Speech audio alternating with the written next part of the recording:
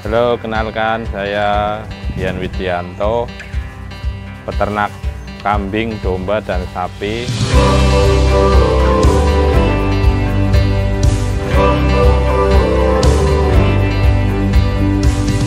Kebetulan saya inisiator dan pembina kelompok ternak domba berkah Desa Kemuning, Kecamatan Keramat, Kabupaten Tegal.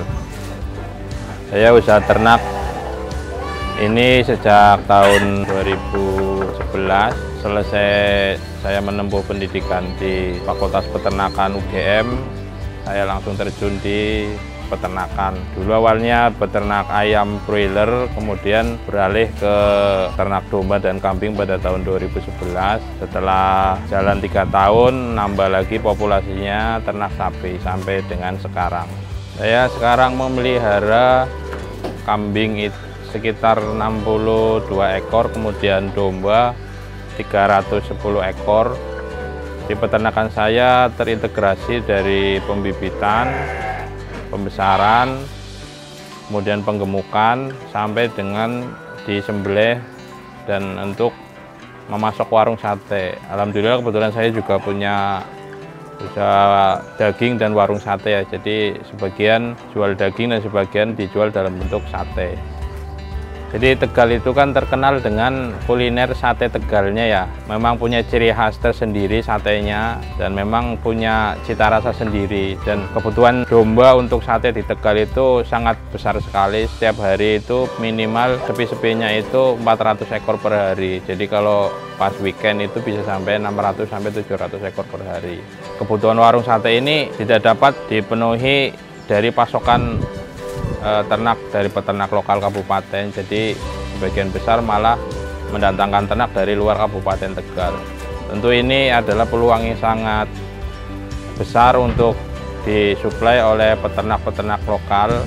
Jadi ini akan sangat menjanjikan ke depan bagi peternak lokal di Kabupaten Tegal untuk mengembangkan usaha ternak kambing dan domba ini untuk pasokan ke warung sate di wilayah Kabupaten Tegal. Selepas saya selesai kuliah, memang pernah kerja di perusahaan, pernah menjadi marketing juga di bank. Cuman pada akhirnya saya memutuskan untuk beternak karena memang potensi dan peluang pasarnya sangat menjanjikan. Selama hampir 11 tahun saya beternak memang mengalami pasang surut yang namanya pasang surut usaha. Jadi dari masalah penyakit ternak, masalah pasar yang tidak bisa jual, terus permasalahan keterbatasan suplai pakan untuk ternak, memang itu menjadi hambatan dalam mengelola usaha ternak ini. Cuman setelah berjalan selama ini, semua masalah itu sebenarnya hal-hal yang biasa saja sih. Nah, yang penting sebenarnya di usaha ternak ini adalah tekad dan kesabaran. Jadi tekad ingin tetap terjun di bidang ini dan sabar menanti waktunya panen, karena ternak domba dan kambing ini kan ibaratnya masa produksinya itu kan panjang, dari mulai pembibitan, pembesaran, dan penggemukan. Itu paling cepat prosesnya menjadi uang itu kan 1 tahun. Jadi memang harus sabar mengelolanya. Jenis ekor gemuk ini lebih cocok untuk pasokan ke warung sate. Jadi kalau sate Tegal itu memang mengendaki tidak hanya daging tapi lemaknya. Jadi dengan ekor yang gemuk itu menjadi sumber bahan baku lemak untuk sate. Jadi memang sesuai dengan potensi pasar di Tegal, di peternakan saya. Jadi kambing ini sebagai komoditas pendukung untuk pengembangan pembibitan domba. Jadi ini kan kadang domba atau cempe yang lahir itu kan ada yang kurang susu gitu kan. Nah itu nanti ditopang dari susu-susu kambing yang ada di peternakan saya gitu. Pakan ternak itu sesuai dengan fase-fase produksi ternak itu sendiri. Jadi misalnya saat dia proses kawin dan bunting itu sebenarnya hanya cukup rumput dan hijauan saja. Kemudian pada saat fase menyusui itu memang harus ditambah pakan tambahan ya, suplemen, supaya produksi susunya banyak, jadi cempenya lebih cepat besar dan lebih cepat di sapi. Nah, setelah lepas sapi ini kan nanti baru ini dia cempe itu sebagai bakalan-bakalan untuk warung sate. Nah, disitulah fase penggemukan cempe untuk menjadi siap potong. Kita menggunakan pakan tambahan ya, baik berupa konsentrat maupun jagung ya. Jadi kalau di peternakan saya itu untuk penggemukan cempenya memang lebih dominan ke jagung, supaya jagung ini menghasilkan cita rasa yang lebih baik ketika daging itu digunakan dalam bentuk hidangan sate gitu. Peternakan saya memang hijauan minded ya, artinya saya lebih cocok ke hijauan karena usaha ternak ini kan usaha yang sifatnya jangka panjang. Jadi kalau kita memelihara ternak dengan pakan hijauan, setidaknya pakan itu tidak terkena inflasi. Karena produksi hijauan itu kan hanya membutuhkan lahan yang subur, kemudian air dan cahaya matahari. Jadi biaya yang muncul dari pengadaan pakan hijauan itu hanya tenaga kerja saja. Jadi ketika kita mengelola usaha dalam jangka panjang, maka yang paling penting itu adalah biaya produksinya itu minimal itu tidak ada kenaikan. Jadi kalau kita menggunakan hijauan itu kita bisa menekan biaya produksi pakan, karena dalam pembiakan atau pemeliharaan ternak ini yang paling utama adalah paling besar itu biaya pakannya.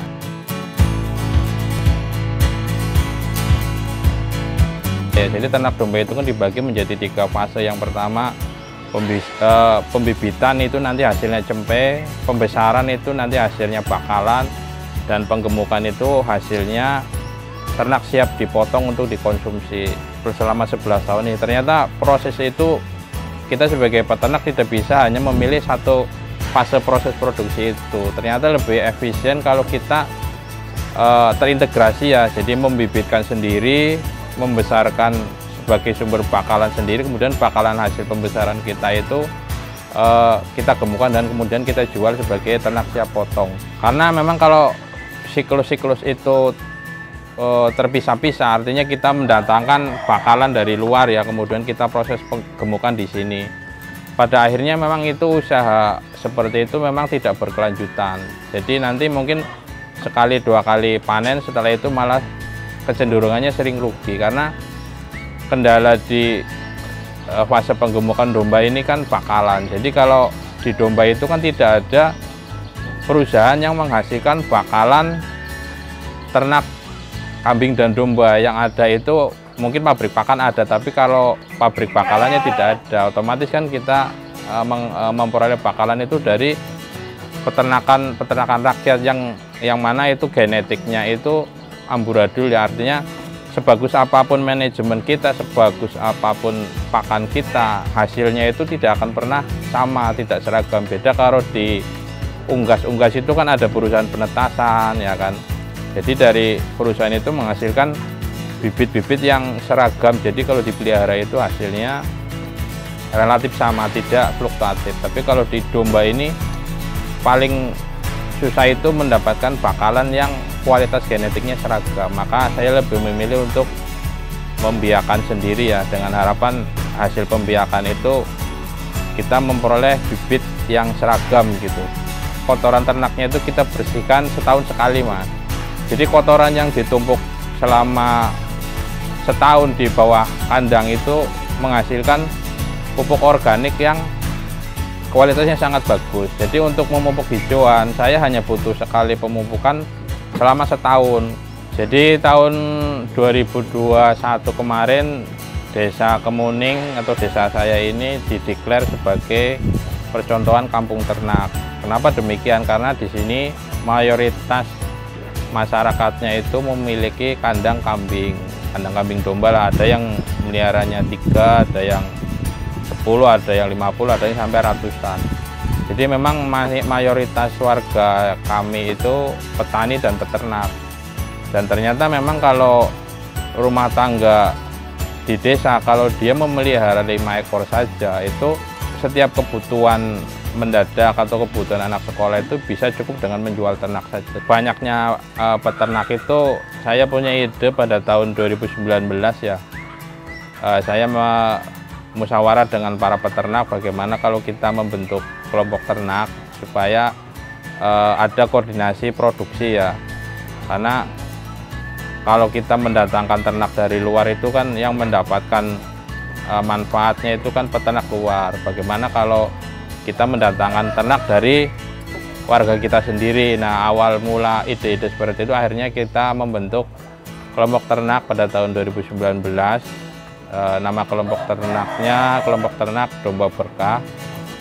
Jadi saya punya harapan desa saya itu menjadi desa mandiri pangan ya, artinya dengan beternak ini, ternak ini menjadi sumber pendapatan pokok, kemudian limbah ternaknya dalam bentuk pupuk itu digunakan untuk pertanian dan perkebunan. Nah, dari pertanian perkebunan itu kan masyarakat atau warga itu tidak perlu membeli sayur, tidak perlu membeli beras. Nah, dengan adanya ternak ini kan kita punya fondasi pangan ya, karena pangan ini kan diproduksi dari tanah yang subur. Nah, tanah yang subur ini memang harus dipupuk dengan pupuk organik dari ternak ini. Jadi harapannya dengan banyaknya warga yang memelihara ternak itu menjadi sumber pupuk, yang nanti pupuk itu digunakan untuk memproduksi pangan baik sayur maupun padi gitu. Harapannya sih seperti itu. Pemerintah kabupaten melalui Dinas Peternakan dan Pertanian memang sering melakukan kunjungan dan bimbingan teknis kepada peternak-peternak kami, baik dalam bentuk manajemen kesehatan ternak, kemudian pengolahan pakan ternak, dan yang paling penting itu adalah Dinas Peternakan melakukan pendampingan terhadap organisasi kelompok ternak, Mas. Bagi generasi muda ya atau generasi milenial yang hidupnya di desa, ya hal yang paling menjanjikan itu adalah beternak, karena dengan beternak minimal pendapatan peternaknya itu 2 kali UMR, Mas. Nah, yang penting kan peternaknya menentukan skala yang ekonomis. Berapa sih yang ekonomis? Kalau start awal itu minimal 15 ekor indukan. Jadi dengan 15 ekor indukan itu dipiara selama 2 tahun, minimal itu akan punya aset ternak sebanyak 50 ekor. Nah, setelah 2 tahun itu anak-anak muda ini akan mendapatkan penghasilan yang rutin dan berkelanjutan. Dan memang kalau melihara ternak ini jam kerjanya itu sangat fleksibel ya. Jadi kalau memelihara ternak itu paling sehari tidak sampai 4 jam lah untuk bisa mengelola 50 ekor itu. Jam kerjanya tidak sampai 4 jam. Jadi banyak waktu yang bisa digunakan oleh anak-anak muda ini untuk mengerjakan hal lainnya lebih produktif.